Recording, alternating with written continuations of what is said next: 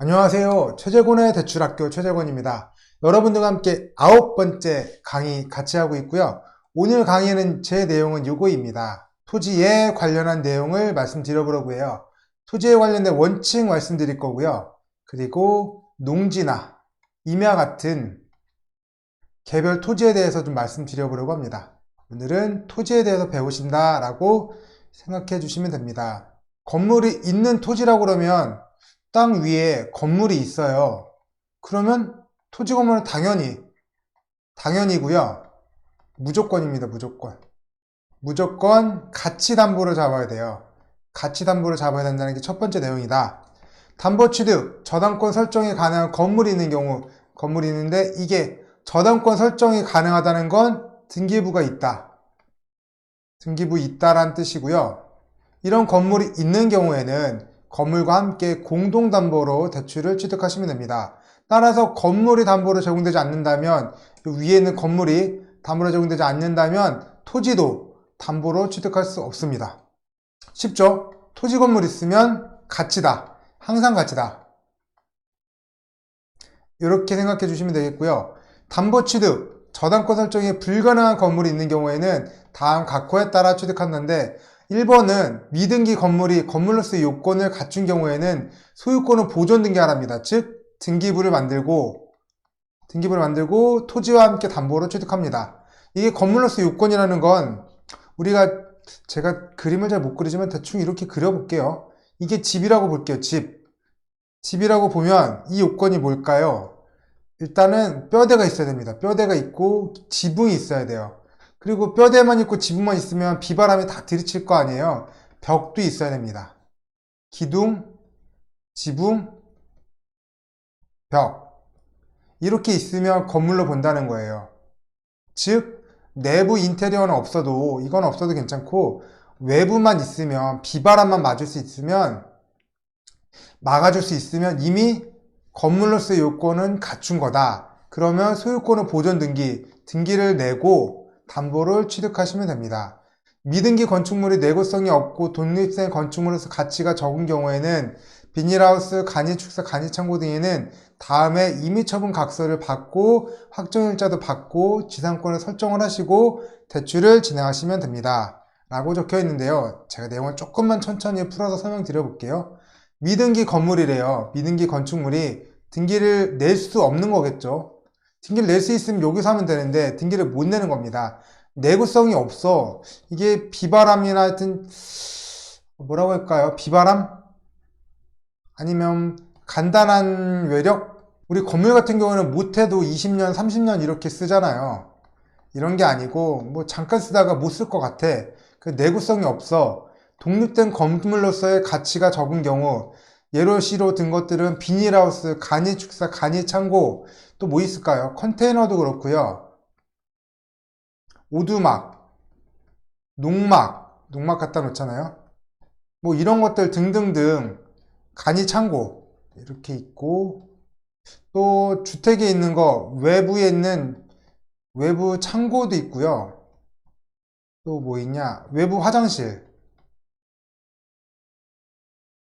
이런 것들 옛날 집 같은 경우에 바깥에 창고 있고 화장실 있었는데 이게 등기는 없었다고요.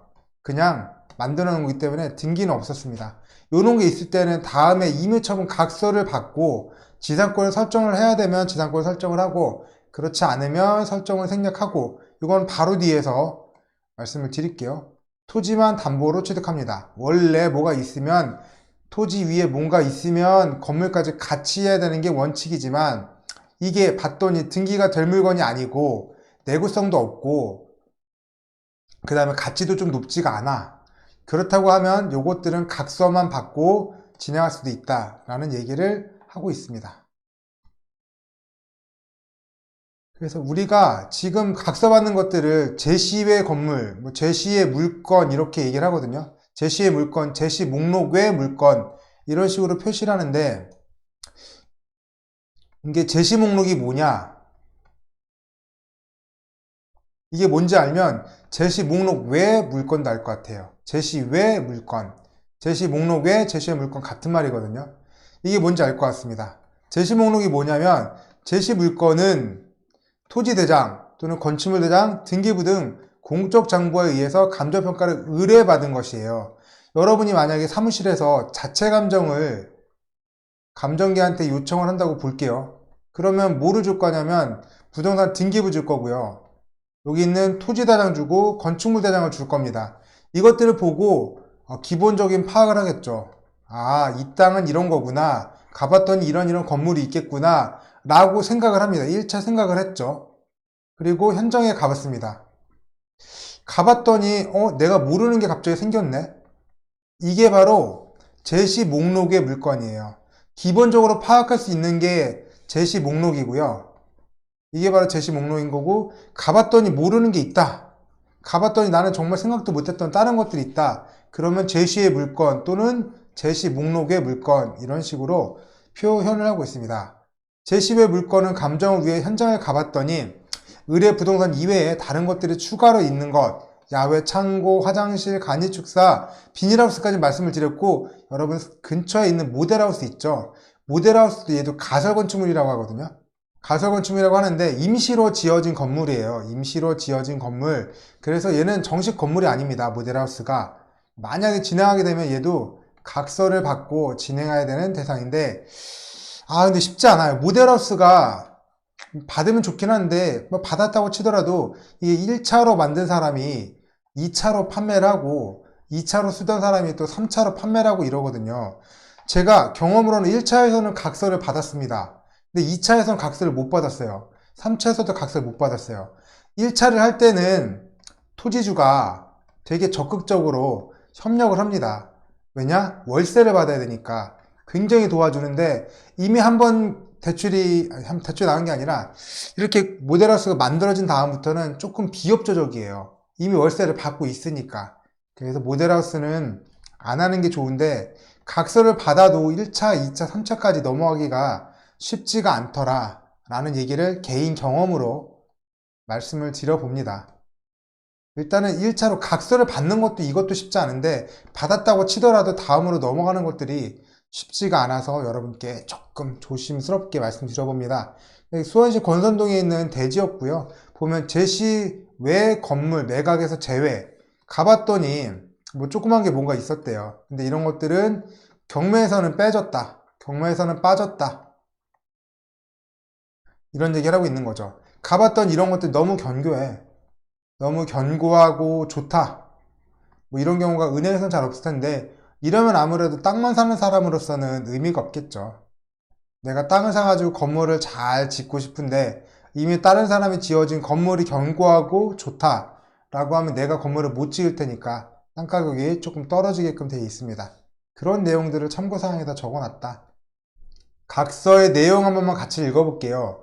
나는 아래 물건의 소유주다. 내 물건이 이 토지에 대해서 내 물건이 있는 이 토지가 당신의 조합에 담보로 제공됨에 따라서 내 물건의 소유권을 양도하기로 하며, 추후 토지에 관련된 담보권 실행가, 즉 경매하고 들어갔을 때 귀 조합이 동물권을 임의로 처분해도 된다. 경매에 같이 처분해도 되고 아니면 철거를 해도 나는 이의가 없기로 한다. 돈은 내가 부담을 하겠다. 라는 세 가지 얘기를 하고 있습니다. 첫 번째, 소유권을 양도한다는 게 첫 번째고요. 임의 처분하거나 철거해도 이의가 없다는 게 두 번째고요. 돈에 관련된 내용이 세 번째입니다. 우리가 이런 것들을 어디서 또 비슷하게 보냐면, 이게 정식으로 하는 것들을 양도담보라고 우리는 표현을 하거든요. 소유권을 넘겨주는 겁니다. 소유권을 채권자인 돈을 빌려준 은행에게 소유권을 넘겨주고 담보를 하는 형식. 정확하진 않지만 가장 유사한 방식이 뭐라고 볼 수 있냐면 전당포라고 생각을 하시면 제일 좋아요. 전당포는 소유권을 받는 건 아니죠. 그냥 물건을 점유할 뿐입니다.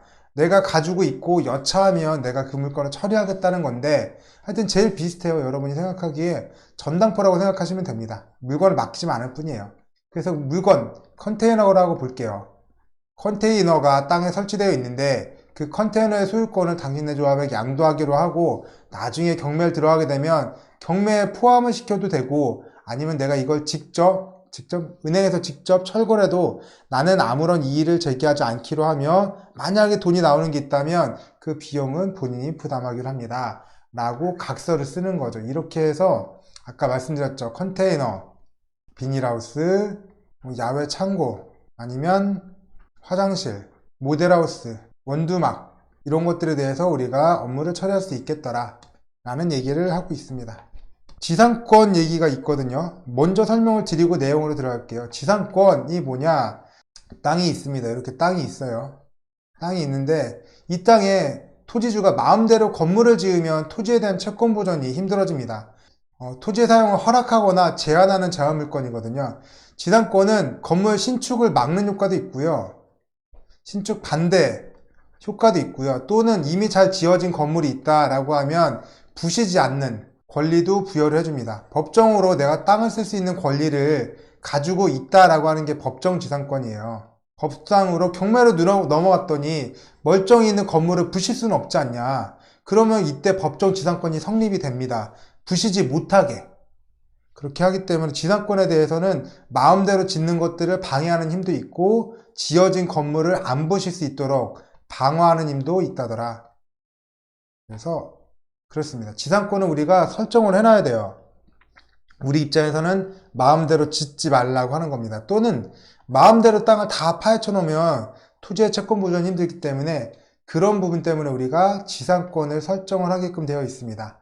업무방법서 상에서는 지목에 따라서 결정이 되게 돼 있거든요. 지목에 따라 대지, 창고 용지, 종교 용지, 주유소 용지, 이렇게 해서 몇몇 가지 지목들이 나열이 돼 있어요. 토지의 지목들이, 용도들이 나열이 돼 있는데 저는 이거에 대해서 완벽하게 동의를 하는 편이 아니라서 제 말씀은 조금 이따 다시 드려볼게요.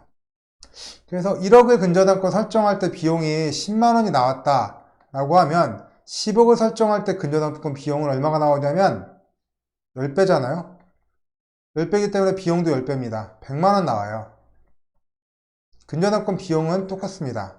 그런데 이게 1억 원을 설정할 때 지상권 비용이 10만 원이었다면 10억을 설정할 때 지상권 비용은 얼마일까요? 당연히 100만 원은 아닙니다. 이랬으면 안 물어봤겠죠. 제가 여러분한테 안 여쭤봤을 겁니다.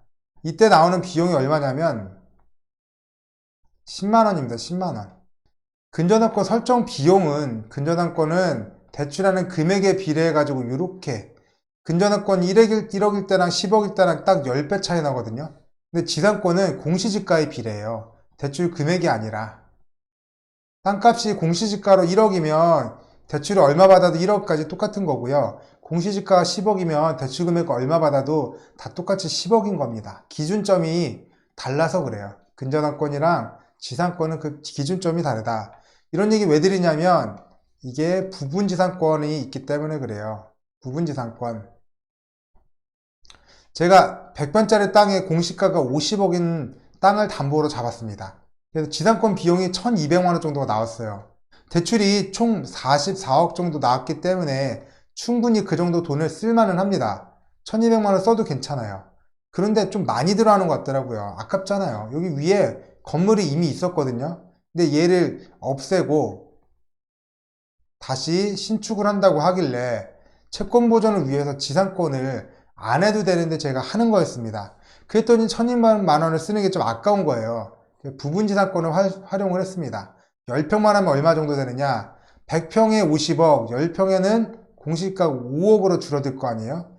그러면 지상권 비용은 120만 원으로 줄였습니다. 이 차이가 1080만 원을 제가 줄인 거죠. 부분 지상권을 써가지고 1000만 원의 금액을 아낄 수 있었습니다.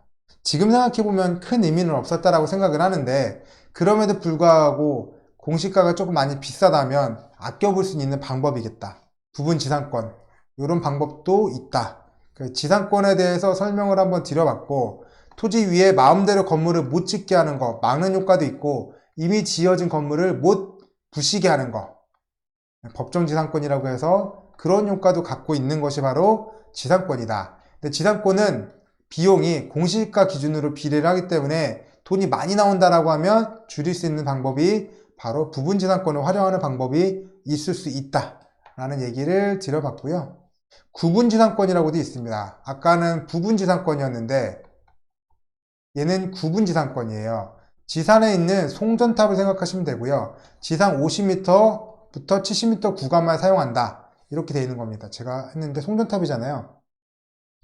지상으로부터 50m는 띄어져 있고 여기서부터 여기까지 한 20m 구간을 쓴다는 거예요. 그래서 지상으로 50m에서 70m 구간을 이용하겠다. 이게 송전탑 있잖아요. 송전탑. 이런 것들을 구분지상권이라고 합니다. 지하에 할 때는 뭐가 있냐? 지하에도 구분지상권을 하거든요. 언제 쓰냐면 바로 지하철에서 씁니다. 지하철로 이렇게 다녀야 되잖아요. 지하로 이렇게 차들이 다녀야 되기 때문에 지하철 할 때도 구분지상권이라는 걸 쓸 수 있다. 여기까지 말씀을 드려봤고요. 이것도 알고 가시면 좋아요. 최선순위 용익물권 지상권은 경매로 없어지지 않는다. 라는 얘기를 제가 좀 드려볼게요. 단어가 최선순위, 맨 앞에 있는 순위에 용익물권, 다른 말로 하면 용익물권은 여러 가지가 있지만 저희한테는 그냥 배우고 있는 지상권만 생각할게요. 맨 앞에 있는 지상권은 경매로 없어지지 않는다. 라는 얘기를 하고 있거든요. 자, 이제 보여드릴게요. 이게 의정부에 있는 경매 물건을 보다가 발견한 거고요. 근저당권을 여기다가 영북농협이 설정을 했습니다. 그래서 요거 기준으로 말소예요. 등기 권리가 말소가 된다고 써져 있어요. 근저당권 밑으로는 싹 다 말소입니다. 말소, 말소, 말소, 말소, 말소라고 하고요. 심지어 여기가 말소가 되는 기준 등기라고 해서 말소 기준 등기입니다. 얘 밑으로는 싹 다 지워져요. 얘가 기준입니다. 근데 얘보다 먼저 있는 여기에 지상권이 있다고 볼게요. 그러면 얘는 말소 기준이 되는 등기보다 먼저 있기 때문에 존속 남아있게 됩니다. 만약에 여러분이 한전이에요. 한전인데 땅 위에 그림 잘못 그렸네요. 이렇게 한전이 송전탑을 잘 만들어 놨습니다. 여기다가 여기가 송전탑이라고 볼게요. 송전탑 구간입니다. 얘가 송전탑이고요. 이 밑에 있는 땅이 경매로 넘어갔다 이거죠. 경매로 넘어갔습니다. 여기가. 여러분 같은 경우에 만약 이 땅을 경매로 낙찰을 받았어요. 그러면 제일 먼저 뭘 하고 싶냐면 가서 지료를 청구하죠. 내 땅에 대한 사용료를 내놔라 라고 한전에 가서 저 같으면 바로 신청을 하겠습니다. 얼마가 됐든 한전 때문에 내가 피해를 보는 건 사실이니까 한전에 가서 지료를 청구해 볼 겁니다. 될지 안 될지 모르겠지만 그래도 한전이 그렇게 되겠죠. 그렇게 될 겁니다. 근데 그럼 한전에서 얼마나 억울할까요? 나는 이때 돈을 줬는데 또 경매에 넘어갔다고 해서 내가 여기 있는 지상권이 없어진다? 여기는 지상권이 없어진다고 생각해봐요. 그럼 돈을 다시 또 줘야 되잖아. 지상권이 없으면. 그럴 수 있겠죠, 여러분. 그래서 최우선순위 근저당권보다 먼저 있는 지상권은 말소가 되지 않습니다. 그래서 이런 구간에 한전에서 쓰는 거예요. 여러분이 담보를 잡아놨는데 어느 날 한전이 와서 얘기를 합니다. 말소해달라. 내가 1순위로 가겠다. 그리고 네가 다시 2순위로 들어와라. 라고 얘기하는 것들은 바로 이런 것들 때문에 그렇습니다. 최선순위로 있는 지상권은 경매로 안 없어진다. 라는 얘기를 하고 있고요. 안 없어지는 게 맞아요. 근데 여기는 진짜 신기한 게 지상권이 들어왔어요. 2019년도에. 근저당권은 2011년도에 있었는데 뒤에 있었잖아요. 뒤에 지상권이 있기 때문에 얘도 말소, 밑에 있는 지상권도 말소입니다. 말소예요, 말소. 그래서 토지 관련돼서 말씀드렸고, 이제 지상권에 관련된 우리 규정 한번 볼게요. 지목이 대지, 공장용지, 잡종지, 종교용지, 주차장, 주유소, 창고 이런 거 같은 경우에는 제가 보기에 즉시 건물을 지어도 문제가 없는 땅인가 봐요. 그래서 이런 땅들은 근저당권 설정과 함께 지상권도 함께 설정을 하도록 강제가 되어 있습니다. 근데 이런 땅이 아닌 농지, 임야, 또 뭐 있을까요? 과수원, 전다 과수원 농지니까 넘어가고 목장용지, 뭐 이런 것들이 있단 말이에요. 잡종지. 이런 것들은 지상권을 설정을 하지 않아도 되는 지목입니다. 일단 대상이 아니에요. 저는 인정을 못하겠지만 그렇다고 합니다. 지상권을 생략을 할 수도 있는 경우가 있어요. 이때는 무조건 하는데 다음 각호에 해당되는 경우에는 지상권을 설정을 생략할 수 있습니다. 1순위 지상권자가 이미 은행이에요. 그럼 여기도 건물을 신축하는데 반대를 할 거 아니에요. 아니면 허락을 해줘도 동의를 해줘도 뭐 연대보증을 받다던가 각서를 박는다던가 이런 최소한의 절차를 할 거기 때문에 그래도 괜찮다라는 얘기를 하고 있고요. 2번으로는 여기다가 지상권을 한다는 건 건물 신축을 막기 위해서 하는 건데 토지 소유자 본인 또는 제3자가 토지에 대해서 이미 건축 허가를 받았거나 이미 건축 중에 있어요. 그렇다고 하면 이 사람들이 담보 제공을 위해서 약정서도 쓰고 3자라면 연대보증도 입보를 시켰다 라고 하면 굳이 지상권을 할 필요가 있겠냐, 굳이 이런 얘기를 하는 거고요. 3번 감정평가 금액에서 선순위 금액을 차감한 금액이 실제 대출 금액의 200% 이상이 남아서 이미 법정 지상권이 있어도 내 땅 위에 남의 건물이 있어도 내 땅의 가치가 0이 되는 건 아니에요.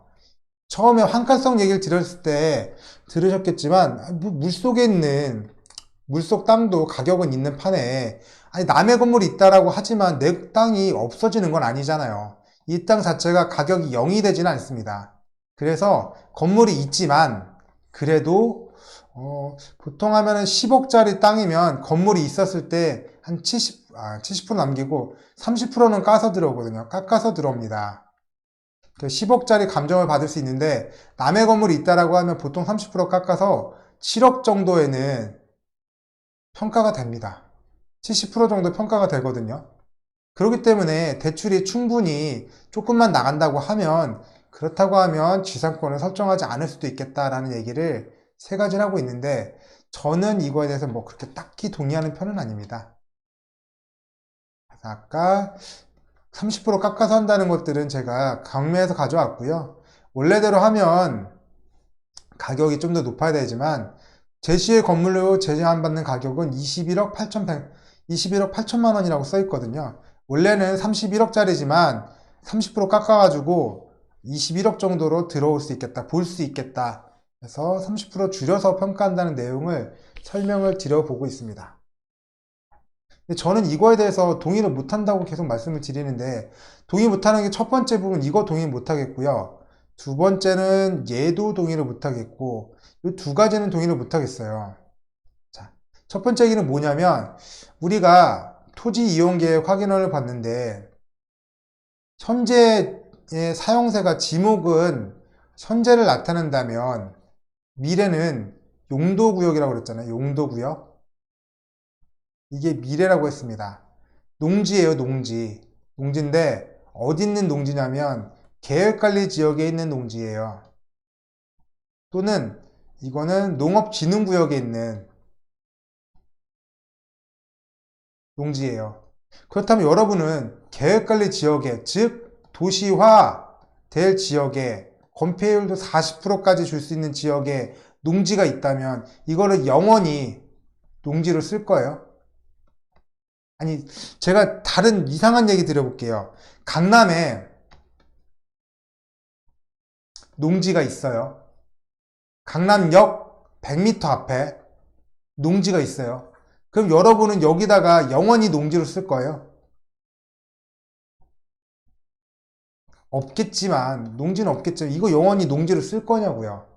제 말은 이겁니다. 농지라는 이유만으로 지상권을 설정을 안 하기에는 강남역 앞 100m 앞에 있는 농지면 어쩔 건데. 이런 생각이 들잖아요. 계획관리 지역에 있는 농지면 어떡할 건데. 그럴 수 있잖아요. 그러니까 지목으로 하는 것들은 예전에는 이 지상권이나 근저당권 비용 같은 경우를 다 채무자가 부담을 했는데 이게 은행 부담으로 바뀌다 보니 돈이 아까울 수 있다 이거죠. 그래서 기왕이면 이런 지목들만 하는 게 맞다 이거예요. 하지만 계획관리 지역이면 어떡할 거냐. 강남이면 어떡할 거냐. 이런 부분들도 여러분이 판단을 하셔야 된다고요. 판단을. 그래서 한번 말씀드려본 거고요. 제가 네이버 지도 보고 하나만 더 사례로 말씀드려 볼게요. 제가 있는 지역 옆에 경기도 화성시가 있습니다. 이렇게 되게 넓게 분포가 되어 있거든요. 굉장히 넓게 분포가 되어 있죠. 여기는 동탄이라던가 여긴 동탄 지역이라서 굉장히 도시 지역인데 이쪽으로는 되게 공장지대고 농촌지대고 이래요. 이쪽을 한번 봐보겠습니다. 위성사진 한번 봐가지고 제가 그냥 아무데나 찍어서 볼게요. 여기 있는 일대 가서 볼게요. 여기 있는 거 77번 써 있는 거 가서 보겠습니다. 자, 가서 보면 여기가 보시면 알겠지만 되게 산업단지들이 많아요. 산업단지들이 많아서 이렇게요. 되게 산업단지죠. 지적도로 한번 보겠습니다. 자, 조금만 더 확대해서 볼게요. 자, 저는 확대를 했어요. 그러면 여기가 뭐냐? 답이죠. 여기가 뭐냐? 임야죠. 얘는 농지고 얘는 임야입니다. 얘도 답이야. 얘도 농지야, 농지. 옆에는 공장지대인데 볼까요? 여기가 무슨 지역이라고요? 여기 봐봐요. 다 산업지역이야. 공단이야, 공단. 여기 있는 땅에 농지가 있다고 한들 이게 영원히 농지겠냐고요. 그래서 토지이용계획 확인을 해서 말씀을 드렸던 거, 미래의 쓰임새는 지목이 아니다. 미래는 지목이 아니라 이용구역, 뭐죠? 용도구역이다. 이거를 보셔야 된다고요. 여기가 절대 농지면 상관없죠. 농업진흥구역, 보호구역 뭐 이렇게 돼 있으면 신경 안 써도 됩니다. 그렇지만 주변 상황을 보시고 이 땅의 용도지역을 봤을 때 여기는 계속 농지로 남아있을 것이 아니다 라고 생각이 든다면 여러분이 과감하게 지상권을 설정하셔야 된다 라는 내용을 드려요. 이게 보면 어떡할 거야? 이게 전답인데 안 그래요? 답 전이구나. 옆에 공장이고요. 이렇게 보셔야 된다는 얘기를 드리고 싶었습니다. 그렇게 하고요. 두 번째 내용, 왜 제가 또 두 번째 내용에도 동의를 안 하는지 말씀드릴게요. 건축허가 있고 건물 짓고 있는 중인 것까지 인정합니다. 그런데 건축주 변경은 어떻게 할 거냐고요. 건축주 변경, 농협을 한판 크게 싸웠어. 그리고 눈이 확 돌아가지고 건축주를 변경해버렸어. 그럼 여러분은 어디 가서 채권 보전을 할 수 있을까요? 여러분이 어떤 방법으로 채권 보전할 수 있을까요? 그런 부분이 문제가 될 수 있기 때문에 대출 나가기 전에는 얘기하면 다 해줍니다. 다. 그렇기 때문에 지목만 볼 게 아니라 1번은 주변 환경 아니면 토지 이용 계획 이런 것들을 보고 여러분들이 판단하셨으면 좋겠고 2번은 기계적으로 이게 뭐 연대보증 하나 더 받는 연대보증이 아니죠. 지상권 하는데 뭐가 그렇게 어렵겠습니까? 돈이 많이 든다? 그럼 부분지상권이라도 하세요. 그런 얘기들을 드려보고 싶다. 건물이 없는 토지 부분지상권 얘기 드려볼게요. 채권보장에 지장이 없다고 정결권자가 인정을 해서 검토서기서를 첨부하는 경우에는 부분지상권을 설정할 수 있는데 부분지상권을 설정하는 경우에는 토지의 형상 및 공지 부분의 면적 등을 감안을 하셔야 된다. 어떻게 그릴 거냐? 여기 앞에가 도로고 내 땅이 이렇게 생겼다. 그러면 이 땅 어디에다가 부분적으로 지상권을 설정을 할 것이냐? 라는 부분이기 때문에 어디다 할 건지 모양도 보고 남은 땅 부분도 보고 이런 것들을 잘 설정을 하셔라. 부분지상권을 운영하는 방법, 지상권 설정 범위가 부동산의 일부인 경우에는 즉 부분지상권인 경우에는 그 부분을 표시한 지적도를 첨부 정보로서 등기소에 제공을 하셔야 되는데 지적도를 법무사 사무장님한테 드리면 됩니다. 부분 지상권은 건물을 신축할 가능성이 큰 부분에 대해서 적당히 면적으로 해달라고 하면 되고요. 지상권 설정 등기 완료 시에는 설정계약서와 등기 내용의 일치 여부를 확인을 해야겠죠. 잘 됐는지 안 됐는지. 그러니까 여러분이 하실 거는 지적도만 법무사 사무장님 드리고 몇 평 할 건지 얼마나 할 건지 대충 말로 설명을 해주시면 그분도 말로 등기소에 집어넣을 겁니다. 이게 지적도가 들어간다고 해도 도면을 그리진 않아요. 지적도가 참고로 들어간다는 거지 말로 쓰는 거거든요. 말로. 그래서 여러분들 말로만 대충 알려주시면 된다. 토지 중에 공유토지 말씀드릴 거고요. 공유토지는 뭐냐? 지분으로 된 토지입니다. 지분토지. 분할 등기를 마친 후 담보 취득을 합니다. 지분으로 되어 있는 걸 쪼개기 합니다. 분할이 불가능할 경우에는 다른 공유 지분도 함께 담보로 제공하도록 해서 토지 전체를 담보 취득하게 합니다. 지분 대출은 2분의 1, 2분의 1 이렇게 써도 이걸 완전히 쪼개가지고 이 사람 것만 잡든가 아니면 전체를 담보로 잡든가 둘 중에 하나라는 거지 지분으로는 잘 안 한다 라는 얘기를 첫 번째로 하고요. 1항에도 불구하고 구체적인 매매 사례가 있어 환가성이 있어서 탁감이 나온다 이거죠. 채권 보전에 지장이 없다고 정결권자가 인정하는 경우로서 검토경에서 쓰시고요. 해당 지분만을 담보로 취득할 수 있다.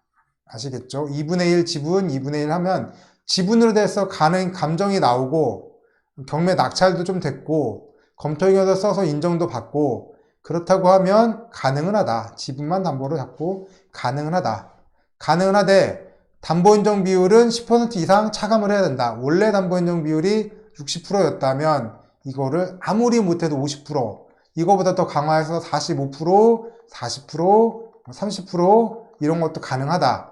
아무리 못해도 10% 이상은 까라 라는 얘기를 하고 있고요. 담보인정 비율 상향 기준은 적용하지 않는다. 60에서 50으로 10%를 깠어요. 근데 담보인정 비율을 올려가지고 다시 플러스 10%를 시켜봐요. 그러면 대체 무슨 의미가 있냐 이거죠. 까고 올리고 플러스 마이너스 시키면 의미가 없기 때문에 담보인정 비율 상향은 적용하지 못합니다. 라는 얘기를 하고 있습니다. 단 각각 공유지분 토지상에 등기된 건물이 각각 소재하거나 건축 중에 있는 경우 구분 소유적 공유관계에 있는 경우에는 정상 담보인정 비율을 적용할 수 있다. 라고 되어 있고 뒤에 거 보고 다시 말씀드릴게요. 공유지분, 공유 부동산의 경우 각 공유자는 다른 공유자의 동의 없이 내가 2분의 1, 네가 2분의 1 이렇게 갖고 있을 때 다른 사람의 동의 없이 그 지분을 내 지분만 판매할 수 있다 이거죠.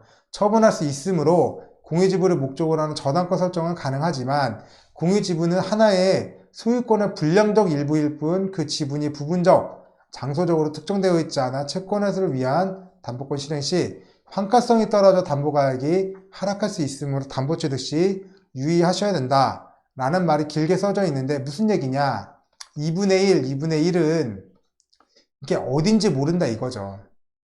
땅이 있습니다. 면적이 한 100평 할게요. 근데 여러분이나 저랑 땅의 지분의 2분의 1씩 갖고 있어요. 그러면 당연히 이게 제 거고 이게 여러분의 거겠죠. 맞잖아요. 틀리지 않잖아요. 이게 맞겠죠. 근데 제 생각이 조금 달라요. 저는 이렇게 생각하지 않을 겁니다. 승질머리가 좀 못돼가지고 이렇게 생각하지 않고 저는 여러분들이랑 이렇게 한번 나눠보고 싶네요. 이 앞에가 도로거든요. 여기가 도로이기 때문에 이 앞에 땅은 제 거.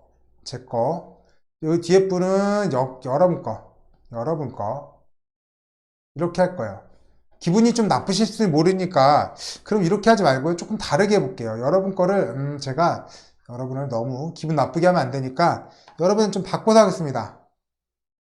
여기 앞에 있는 거 2분의 1을 제 거 하고요. 이거를 2분의 1을 여러분 거 할게요. IU로 해야 되겠다. IU.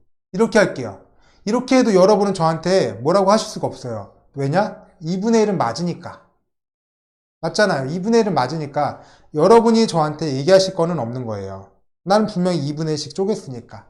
그런 얘기를 하고 있다 라고 보시면 됩니다. 그래서 공유지분에 대한 얘기를 다시 한번 읽어볼게요. 공유지분은 어쩌고저쩌고 하나, 공유지분은 하나의 소유권적 불량적 일부일 뿐 2분의 1일 뿐 그 지분이 부분적 장소적으로 특정되어 있지는 않죠. 이렇게 잘라도 되고 이렇게 잘라도 되고 이렇게 잘라도 아무 상관이 없습니다.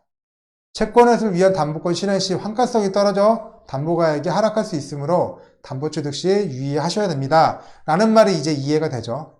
오케이 되시죠? 오케이 되시죠? 오케이? 충분히 이해가 됐죠? 근데 저는 이거를 또 잘 동의는 못하겠어요. 두 가지 얘기 때문에 그런데요. 일단은 이거부터 나와 있는 것부터 먼저 말씀드릴게요. 자, 구분 소유적 공유관계입니다. 공유지분 토지상에 등기된 건물을 각각 소재하거나 건축 중에 있는 경우 구분 소유적 공유관계에 있는 경우에는 정상담보인정비를 적용할 수 있다 라고 하는데 제가 사례를 가져왔단 말이죠. 자, 이렇게 되어 있대요. 한 개의 땅이 있대요. 한 개의 땅이 길게 있는데 딱 2분의 1씩 지분이라고 합니다. 근데 여기 땅은 내 땅, 여기 땅은 네 땅. 이렇게 건물은 따로예요. 건물은 따로, 땅은 같이. 이렇게 돼 있는 경우가 실제로 있다고 하니까 지금 나왔겠죠, 블로그에. 제가 업무하는 경우도 봤습니다. 이렇게 돼 있더라고요. 그래서 이런 것들을 우리가 구분 소유적 관계 이렇게 부르는데, 제가 경험을 했을 때는 물어봤어요. 왜? 이거를 땅을 쪼개면 되지 왜 못 쪼개요? 라고 했더니 정화조 때문에 그렇다고 하더라고요. 정화조를 같이 써야 돼가지고 그런 부분이 있어가지고 그랬다고 하더라고요. 이런 경우가 땅은 지분이고 건물은 따로따로 되어 있는 경우, 이런 것들을 우리가 구분 소유적 소유관계라고 얘기를 합니다. 이렇게 생각을 해보고 읽어보면 각 공유지분 토지상에 등기된 건물이 각각 소재하는 구분 소유적 공유관계에 있는 경우에는 담보인정 비율을 10% 깔 필요는 없다. 대신 상향은 안 된다. 이런 얘기를 하고 있습니다. 여러분이 업무하다가 볼 수도 있기 때문에 제가 한번 설명을 드려봤고요. 공유지분 얘기 드릴 거예요. 공유자 우선 매수 청구권이라고 있거든요. 이게 뭐냐? 이게 지분의 2분의 1씩 있는데 이 사람의 땅이 경매로 넘어갔어요. 그럼 누가 제일 좋아할까요? 이 사람이 제일 좋아하죠. 내가 제일 빨리 사면 되겠다. 내가 이 땅 나머지 사서 이 땅을 온전하게 내가 가져야 되겠다. 라는 생각을 할 거기 때문에 다른 공유자가 제일 좋아합니다. 그리고 그 사람한테 우선권을 주는 거예요. 우선권을 주는 겁니다. 그래서 그 사람이 누군가가 낙찰을 받았다면 우선권을 준다. 문제는 이러한 제도를 공유자가 악용해 저가 매각을 받는데 사용하고 있다는 것으로, 공유자가 우선 매수 신청을 미리 해놓고 매각 당일 보증금을 가져가서 입찰자가 있는지 없는지 확인한 후에 입찰자가 없으면 유찰되면 되죠. 내가 굳이 뭐하러 우선권이 있는데 굳이 뭐하러 비싸게 삽니까? 를 기다렸다가 유찰되도록 다음 회차 넘어가고, 만약 입찰자가 있으면 최고가 매수 신고인이 호칭되기 전에 보증금을 납부해서 우선 매수를 할 수 있게 됩니다. 내가 눈치 봐가지고 누가 입찰을 하면 그때 내가 손을 들면 되는 거고요. 제가 사겠습니다 하면 되고, 누가 입찰을 아무도 안 했다? 그럼 손 안 들어버리죠. 그러면 20%는 깎이니까. 누가 그 순간에 손을 들었다 그러면 내가 산다고 그러면 그때 손 들어가지고 제가 그 가격으로 사겠습니다. 저에게 우선권을 주세요. 라고 얘기를 할 수 있단 말이죠. 그게 바로 공유자 우선 매수 청구권입니다.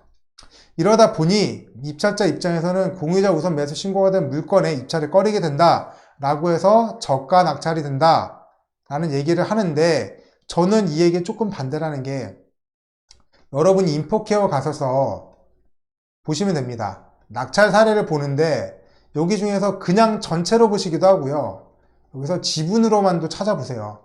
그럼 우리 동네에 과연 전체 평균이랑 지분으로 한 것들 평균이랑 얼마 정도의 차이가 날까라고 했을 때 생각보다는 오차 범위라고 생각합니다. 많이 차이가 안 나거든요.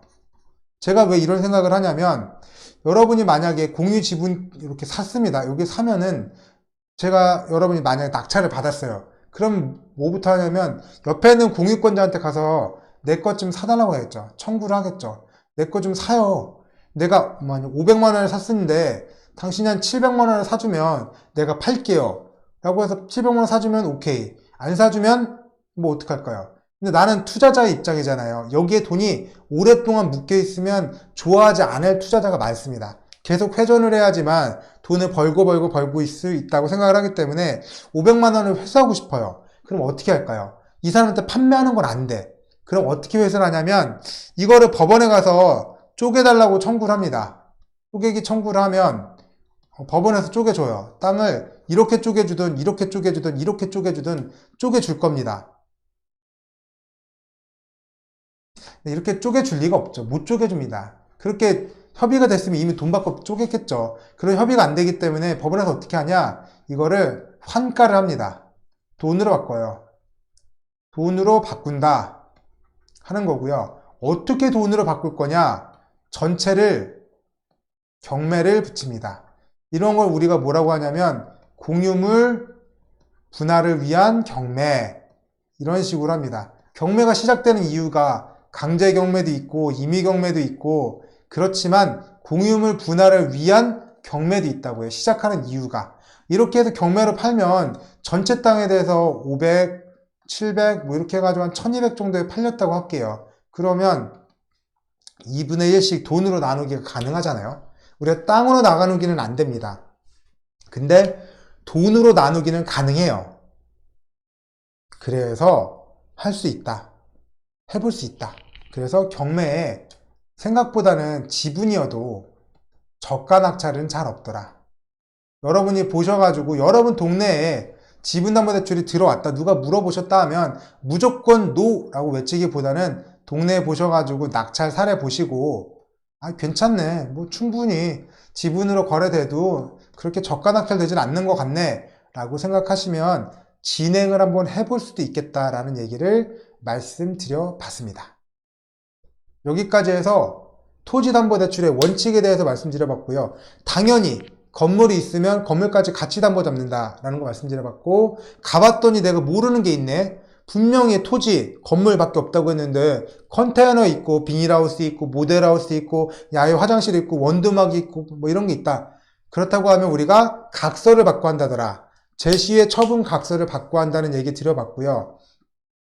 우리가 지분에 대해서도 한번 설명을 좀 드려봤고, 공유자, 그 다음에 지분에서 말씀드렸고, 지상권 말씀드렸죠. 지상권이 뭐다 라고도 설명드려봤고, 한전 같은 데서 쓰는 구분지상권도 설명드려봤고, 한전이 왜 우리한테 꼭 근저당권을 없애고 새롭게 설정을 해달라고 하는지도 얘기 드려봤고, 만약에 그거 밑으로 한전이 들어간다 그러면 말소가 된다는 얘기도 해봤고, 구분지상권도 설명드려봤고, 지분에 관련된 얘기도 설명드려봤고, 네, 이렇게 정도 해서 토지에 대한 원론적인 것들을 설명을 드려봤고요. 이제 농지에 관련된 거 설명드리고, 임야에 관련된 거 설명드리고 할게요.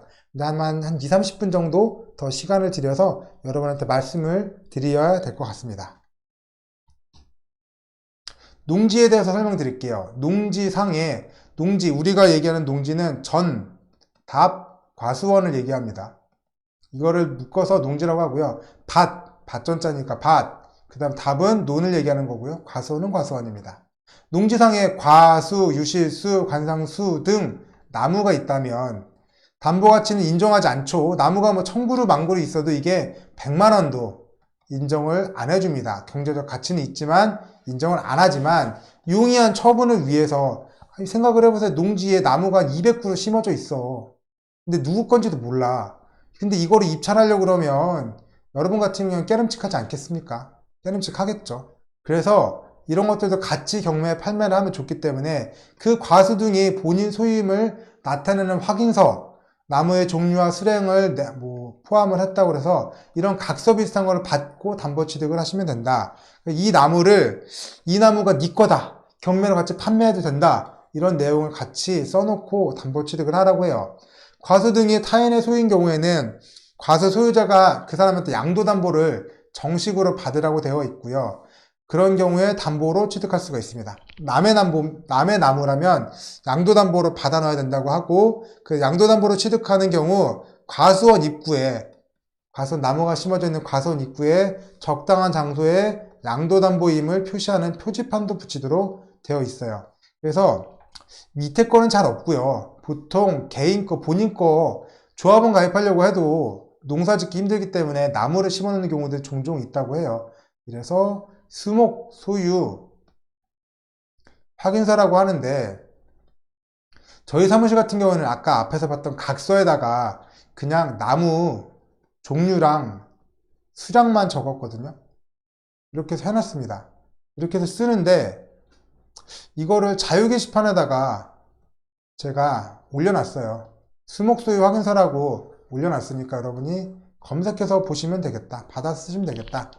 농업에 종사하지 않는 차주가 공유지분 형태로 농지 매입자금 대출을 받는 경우 차주의 담보 지분만을 기준으로 대출 가능 금액을 산정한다.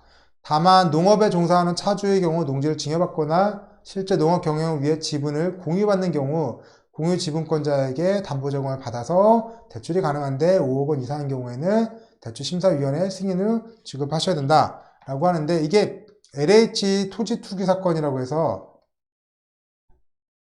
의혹사건이죠. 의혹사건. 지금은 판결이 나가지고 무혐의 됐습니다. 지금은 무혐의가 됐어요. 근데 그때 굉장히 LH가 토지 투기를 했다, 직원들이 투기했다고 해서 되게 이슈가 됐던 적이 있었습니다. 무혐의가 났는데 그런 거 하지 말라는 거예요. 농업에 종사하지도 않는 LH 직원 같은 사람들이 공유지분 형태로 쪼개기 투자했다 이거죠. 만약에 10억짜리 농지를 삽니다. 10억 농지를 사는데 5명이 샀다고 그래요. 그럼 2억씩 투자했을 거 아니에요? 5명이. 그럼 이렇게 했을 때 대출을 어떻게 해줄 거냐? 한 사람당 2억씩 한도를 계산하라 이거예요. 한도 계산을 해서 대출해라. 한 사람한테 몰아서 대출해주지 말아라. 얘기를 하고 있고요. 농업에 종사하는 차주, LH 직원 같은 사람이 아니라 실제 농사를 짓고 있는 사람이 농지를 증여받거나 실제 농업 경영을 위해서 지분을 공유받는 경우 내가 요만큼 지분인데 실제 내가 이 농사를 다 지어요. 이 농사를 다 짓는다고 하면 다른 사람들이 이 사람한테 담보 제공을 해줄 수 있다는 겁니다. 지분에 대해서 담보를 제공해 줄 수 있고 공유 지분권자가 소유 농지에 대해서 담보 대출이 가능하다. 담보 제공 받아서 대출이 가능하고 5억이 넘을 때는 대출심사위원회 승인까지 받아서 하셔야지 된다. 라는 얘기를 하고 있습니다. 농지 매입자금 대출할 때에는 농지 취득 목적을 확인할 수 있는 증빙서류인 농취증이랑 농업경영계획서를 진구하셔야 된다. 라는 얘기를 하고 있고요. 농지를 취득하기 위해서는 농지 취득 자격 증명원이라는 것들을 꼭 필수로 있어야지 돼요. 이게 없으면 농지거래 허가가 안 납니다.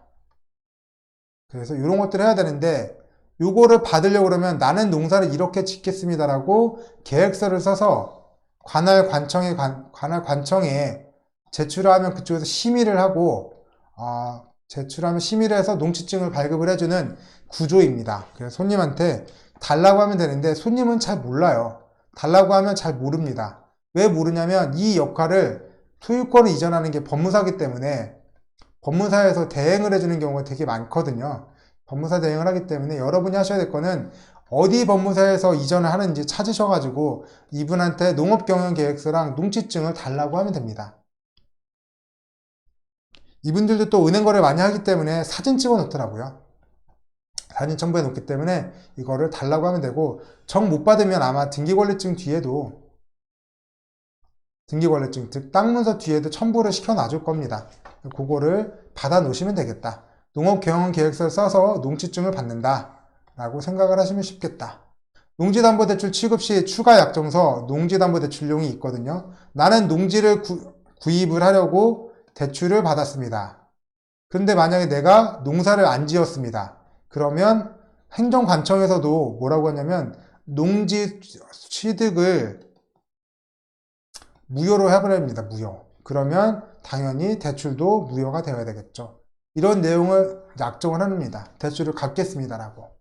그래서 농지 관련 법령을 위반해서 판명을 받거나 허위 자료를 제출하여 농지 취득 및 대출을 받은 사실이 확인될 때는 기한이익 상실, 다른 말로 연체 시작, 조치하여 대출금을 회수 조치한다 라고 하고요. 기한이익 상실인데 제가 연체 시작이라고 방금 전에 말씀드렸잖아요. 연체 시작. 강제로 만기 앞당김을 하는 것들을 기한이익 상실이라고 합니다. 제가 대출을 해드린 시점이 2020년이에요. 농지담보대출 했던 게. 근데 2022년도에 걸렸어. 위반 사실이 걸렸습니다. 그래서 2023년도에 이렇게까지 길게 가지도 않지만 연도 말이어가지고 2023년도에 뭐라고 할까요? 소유권이 무효가 됐어. 그러면 우리가 대출 해줬을 때는 원래대로 잘 쓴다고 하면 대출을 10년짜리 해줘서 2030년까지 만기를 줬다고 할게요. 근데 중간에 2022년도에 걸려가지고 지금 소유권 이전이 무효가 돼버린 상태잖아요. 그러면 담보가 없어졌단 말이죠. 소유권 이전이 무효가 됐기 때문에 담보도 없어지는 거예요. 그럼 이 7년 동안의 기간 동안에는 어떻게 할 거냐? 냅둘 거예요, 여러분. 담보는 없지만 기간을 줬기 때문에 나는 그냥 아무것도 못하고 7년 동안의 기간에 그냥 가만히 있어야 될까요? 그런 건 아니잖아요. 이 순간이 되면 당신이 몇 년의 만기가 남았든 7년이 남았든 6년이 남았던 그런 건 중요하지 않고 당신이 갖고 있는 기간을 무시하고 기간을 가짐으로써 이익을 얻는데 그걸 상실하겠다 이거예요. 만기가 몇 년이 남았든 무시하고 오늘 날짜로 만기가 왔다. 당신의 만기를 땡기겠다. 라고 하는 것들을 우리가 기한이익 상실이라고 부릅니다.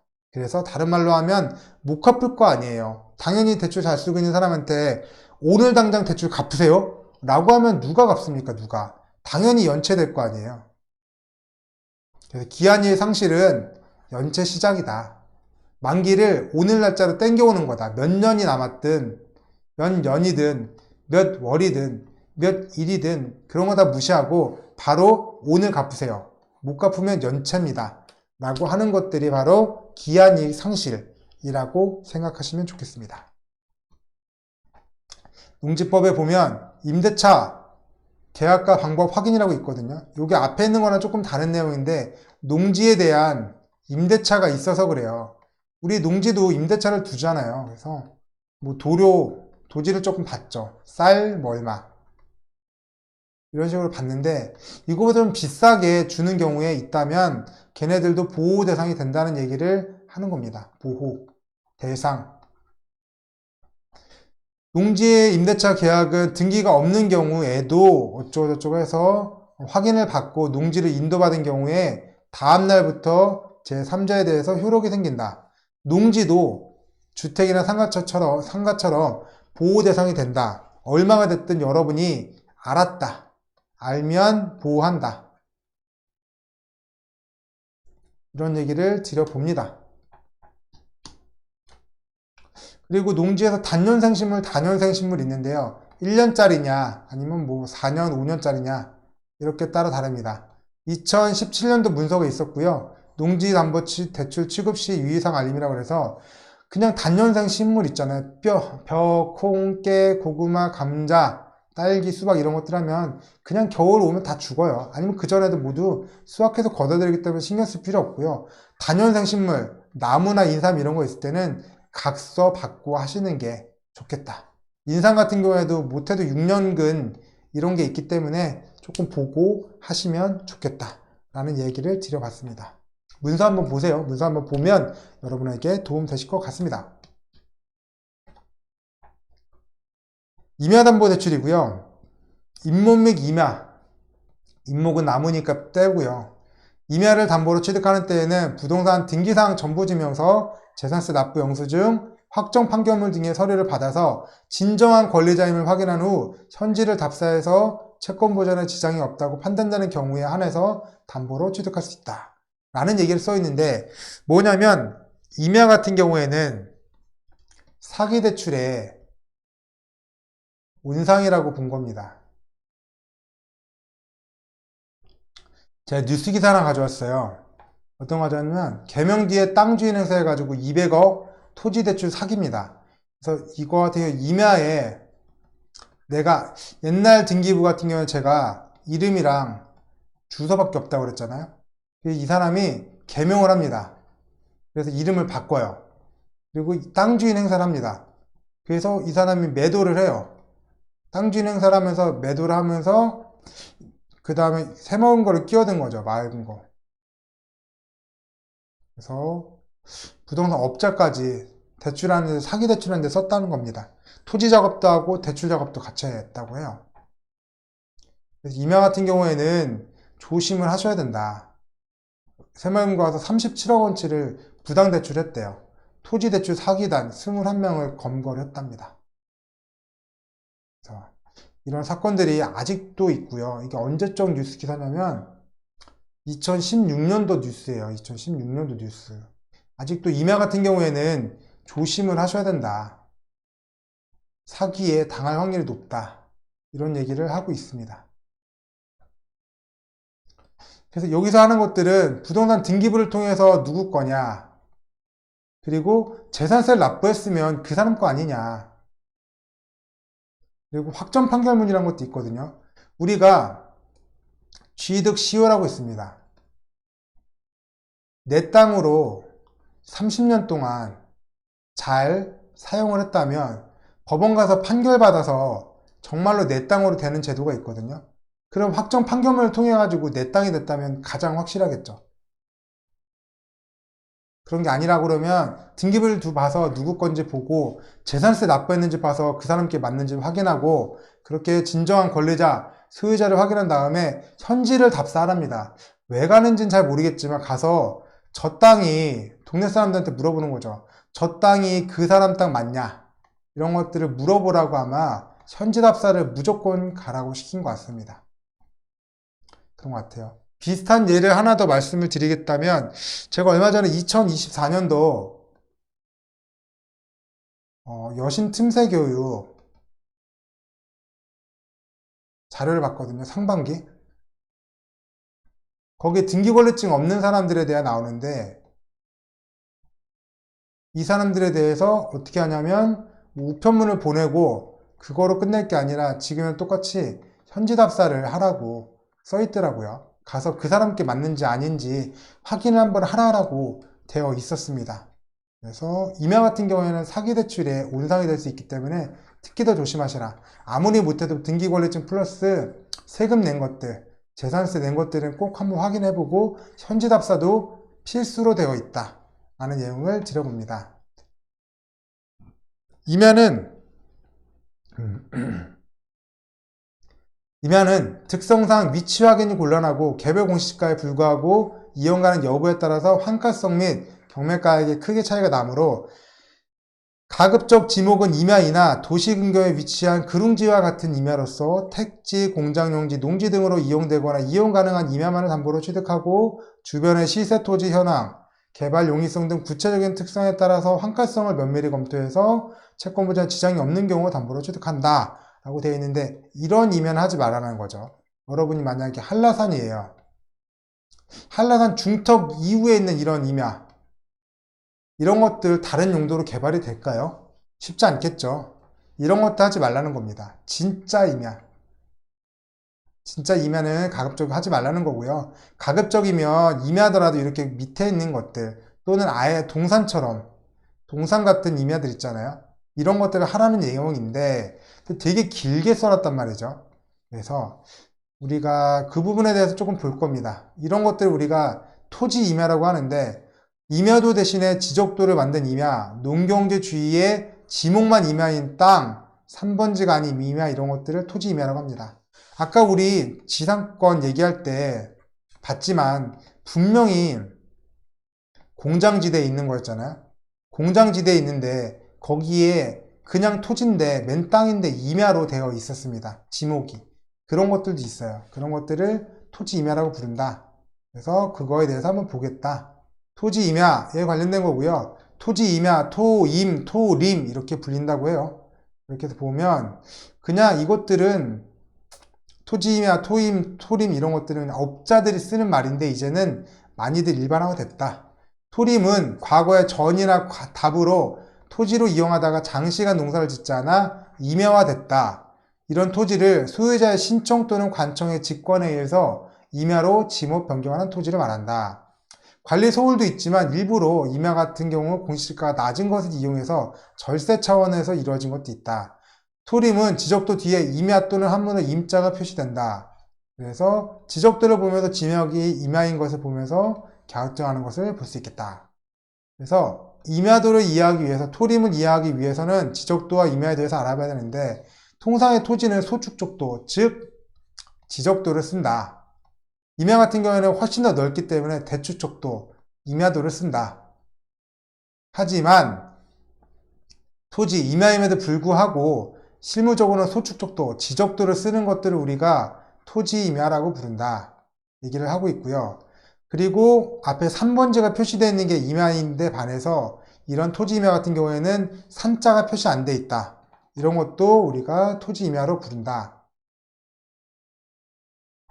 임야이지만 농지에 대한 제접을 받기 때문에 지가 또한 전답에 준해서 시세가 형성되어 있고 토림은 대부분 낮은 구릉지대에 위치하면서 주위가 농경지대로 되어 있기 때문에 좋은 땅인 경우가 많다.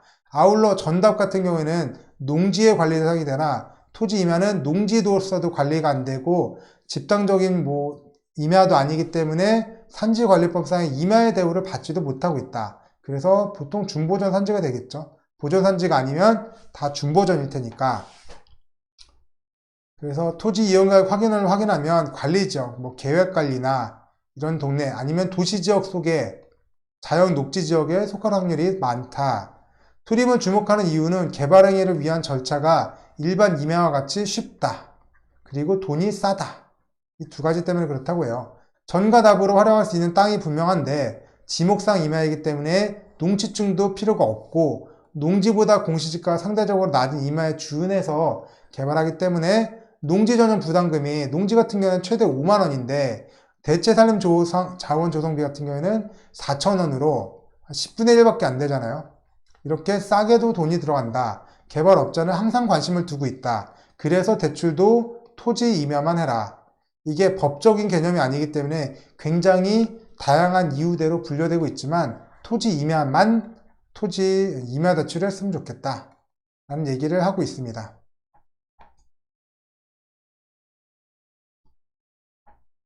임야에 관련해서 문서 하나만 더 볼게요. 시행문서 보면 2019년도 임야 관련 감정평가 관련 유의사항 알림이고요.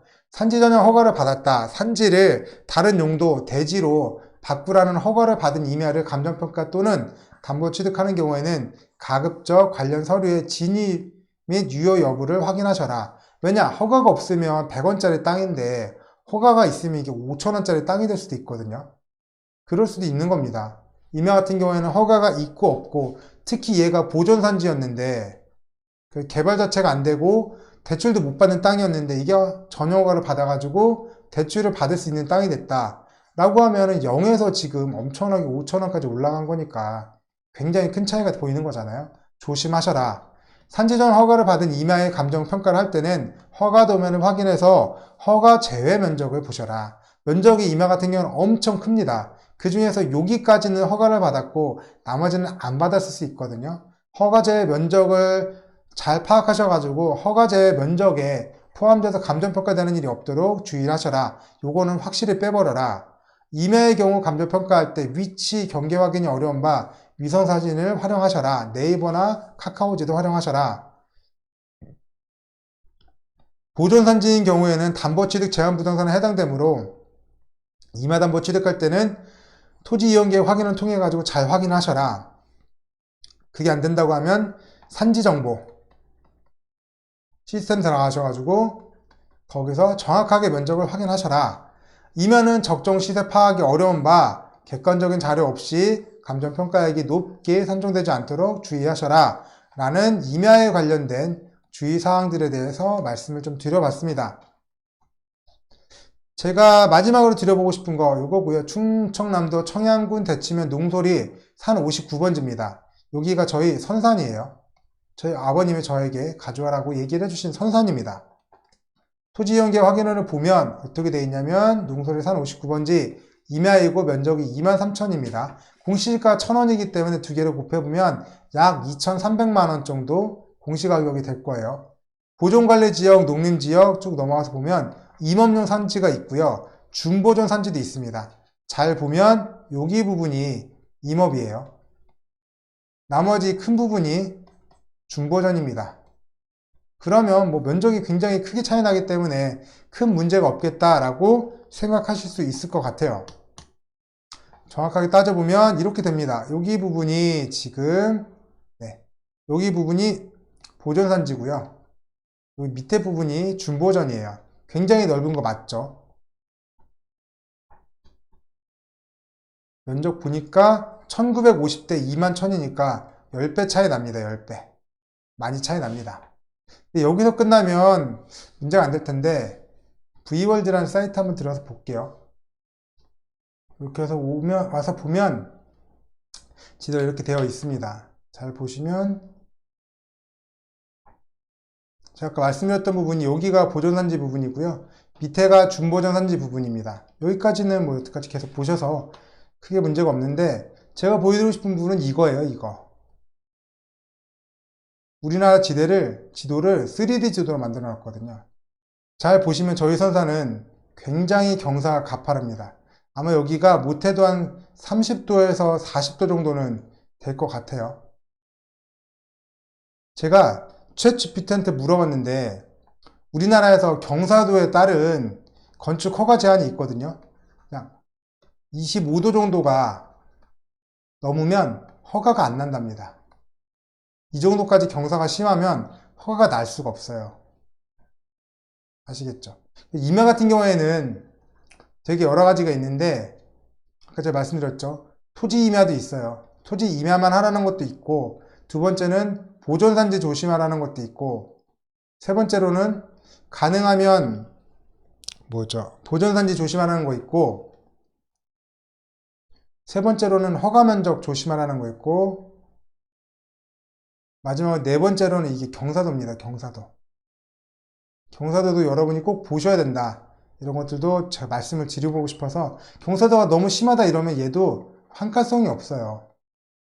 아마 현장을 갔다 오면 얘기를 해줄 겁니다. 환가성이 너무 떨어져가지고 안 될 겁니다 라고 할 거예요. 제가 아까 말씀드렸죠. 산 중턱 이상에 있는 이런 뾰족한 부분들은 환가성이 없다고. 이런 얘기를 하고 있는 겁니다. 이런 얘기를. 우리가 이렇게 볼 수도 있겠다. 네, 여기까지 해가지고 저희 오늘 토지에 관련된 것들을 살펴봤습니다. 공통적인 원칙도 보고, 그 다음에 특징적인 것들도 봤죠. 지분도 봤고, 농지도 봤고, 임야도 보고, 이렇게 했습니다. 오늘 내용들 여러분 잘 따라와 주셨으면 좋겠고, 오늘의 얘기 중에서도 굉장히 중요한 것들 많이 있었으니까 여러분이 한 번 들어서 내 거 되시고, 부족하다 그러면 두 번, 세 번 들으셔가지고 여러분 것이 되셨으면 좋겠습니다. 다음 영상에서 다시 또 뵙겠습니다. 감사합니다. 수고하셨습니다.